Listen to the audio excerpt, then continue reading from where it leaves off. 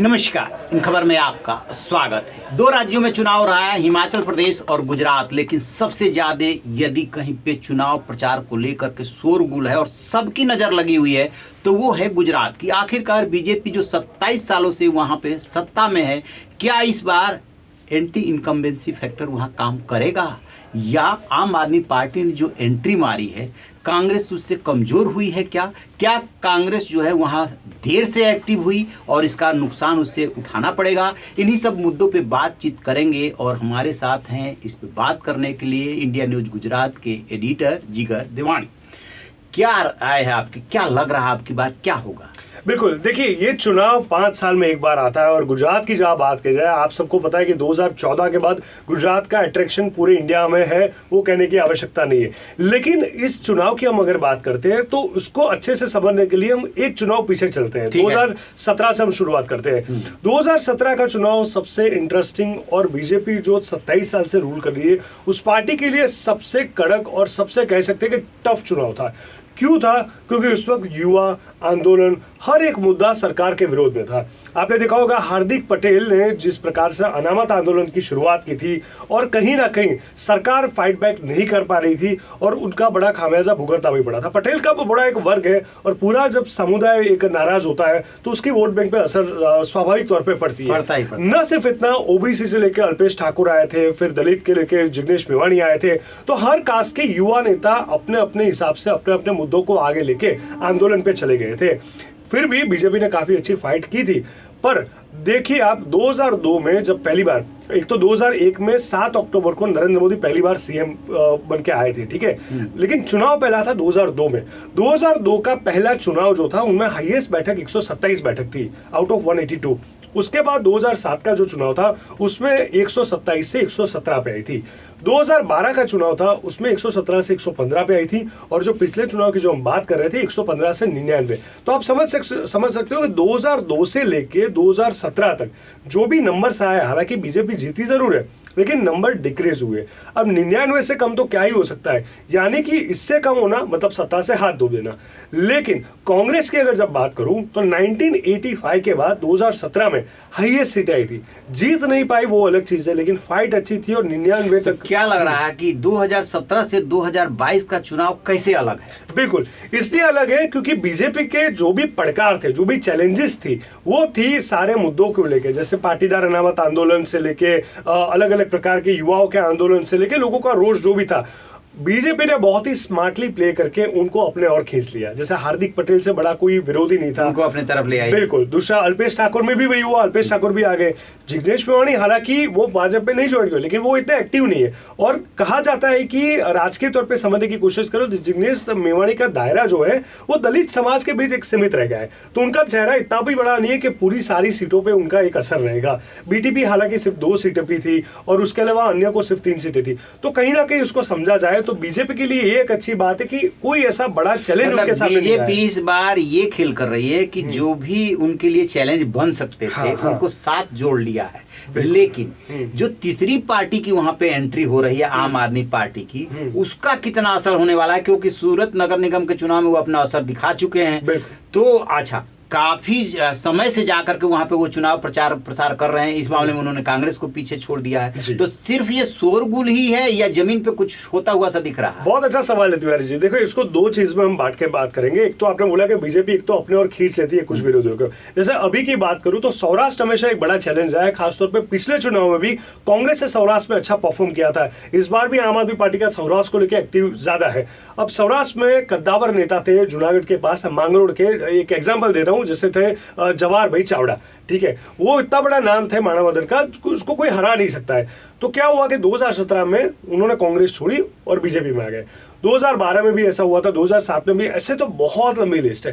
तभी जाके 99 जीते थे, बावजूद उसके 111 से ज्यादा विधायक है। लोग कांग्रेस छोड़ के भाजपा पे आ रहे हैं। तो ये बीजेपी की जीत कहो या कांग्रेस की हार कहो, कहीं ना कहीं फायदा बीजेपी को ही हो रहा है। ये नंबर 1। दूसरी बात आपने जो बोली कि आम आदमी पार्टी गुजरात के राजकीय इतिहास में आज तक ऐसा नहीं हुआ है कि थर्ड फ्रंट को एंट्री तक किसी ने दी हो, और जीतेगा तो बात ही सवाल नहीं है। लेकिन बावजूद आम आदमी पार्टी बहुत ही अग्रेसिवली प्रचार प्रसार कर रही है, और बीजेपी के इतना प्रभुत्व है कि कांग्रेस ने कभी हिम्मत नहीं बताई कि ये हमारा सीएम कैंडिडेट होगा। लेकिन यहाँ पे आम आदमी पार्टी ने इसुदान गढ़वी, जो पत्रकार जगत से निकल के राजकीय दौर में आगे निकल रहे हैं, उनको सीएम कैंडिडेट डिक्लेयर कर दिया है, जिनका किसानों पे एक अच्छा प्रभुत्व है, सौराष्ट्र में अच्छा प्रभुत्व है। तो ये एक बड़ी चैलेंज है कि इसुदान गढ़वी क्या कमाल कर पाएंगे।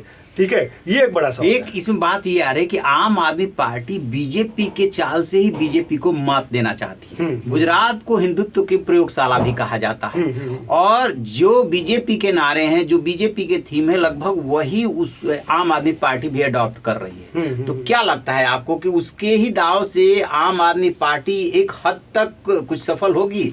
देखिए, ये अच्छा सवाल है आपका, लेकिन मैं आपको एक चीज बताना चाहूंगा। पब्लिक इंप्रेशन की बात करूँ और हमारी भी बात करो, तो जब भी कोई शुरुआत करता है वही हमेशा हीरो रहता है। मैं एग्जांपल बताने की कोशिश करूंगा। फिल्म इंडस्ट्री आप देख लीजिए, कोई भी बड़ी मूवी, मुन्ना भाई एमबीबीएस बहुत बड़ी हिट थी आज से 21 साल 22 साल के बाद, 22 साल पहले 2003 में आई थी, लेकिन उसके सीक्वेंस बने, उसमें उतना स्पार्क नहीं था। हालांकि वो भी हिट थी। गोलमाल 1, 2, 3, 4 पूरी सीरीज बनी, लेकिन गोलमाल 1 थी, वो अपने आप में एक अलग पहचान थी। वैसे और एक एग्जाम्पल टेलीकम्युनिकेशन में देखिए, सब लोग पूरे महीने का 1 GB या ज्यादा से ज्यादा 2 GB कंज्यूमर को दे रहे थे। रिलायंस ने जियो लॉन्च किया और रोज का 1 GB देना शुरू कर दिया, तो कहीं कोई कंपटीशन में दूर दूर तक था नहीं।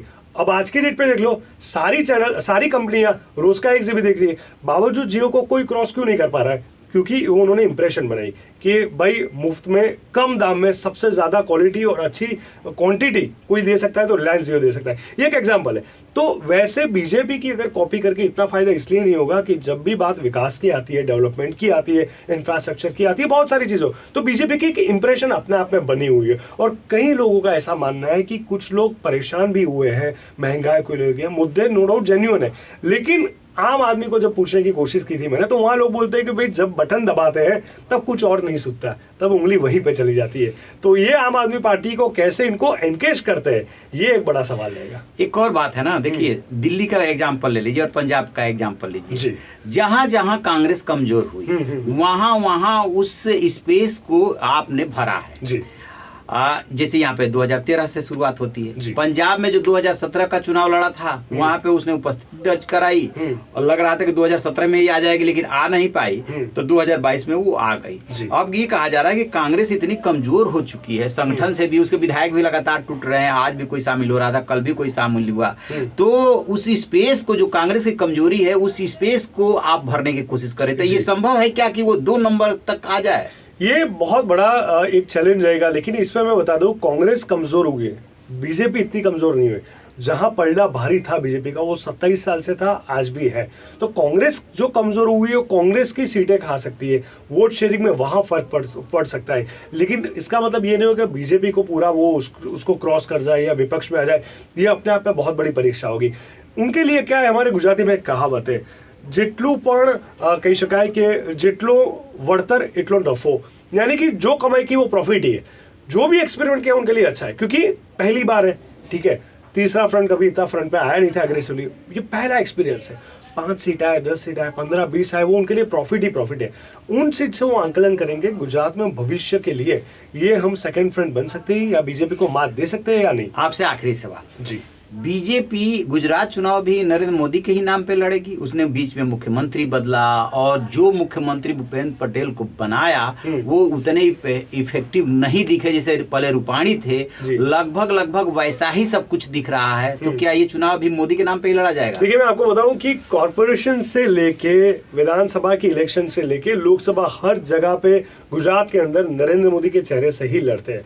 और जो दूसरी बात आपने जो बोली, जो अग्रेशन, जो स्पार्क, जो रिजल्ट नहीं दिख रहा है प्रचार प्रसार से लेके, सूत्रों से लेके, लोगों के लेके, एक माहौल को लेके, वो इसलिए क्योंकि भाई जब सचिन सहवाग खेलते हैं ना, 15 ओवर में 100 रन ठोकते हैं, जब उसके बाद वो आउट होते हैं, तो द्रविड़ चाहे मैच जीता है या ना जीता है, धोनी कितना भी अच्छा परफॉर्म करे, युवराज कितना भी मिडिल ऑर्डर में अच्छा बैट्समैन है, लेकिन वो मोमेंटम जो सचिन सहवाग ने ओपनिंग में दी थी वो तो नहीं आ सकती। नरेंद्र मोदी का परफॉर्मेंस इतना जबरदस्त था कि उनको बीट कर जाए ऐसा कोई नेता अभी गुजरात को नहीं मिला। तो ये अभी भी नरेंद्र मोदी के चेहरे से ही बीजेपी आगे बढ़ी। चलिए मान लिया कि नरेंद्र मोदी बीजेपी के पास एक ऐसे नायक के रूप में है कि उन्हीं को के नाम पे देश में भी चुनाव लड़ा जाना है, और लगभग ऑलमोस्ट प्रदेशों में भी उन्हीं के नाम पे लड़ा जाता है। कुछ एक्सेप्शंस हैं जहाँ पे कि राज्य के नेताओं को आगे किया गया, लेकिन गुजरात में उन्हीं के नाम पे, उन्हीं के फेस पे चुनाव होगा। देखने वाली बात ये होगी कि आप जब एंट्री मार रही है तो उसकी एंट्री कितनी शानदार होती है विधानसभा चुनाव में, इस पे हमारी नजर रहेगी। शुक्रिया।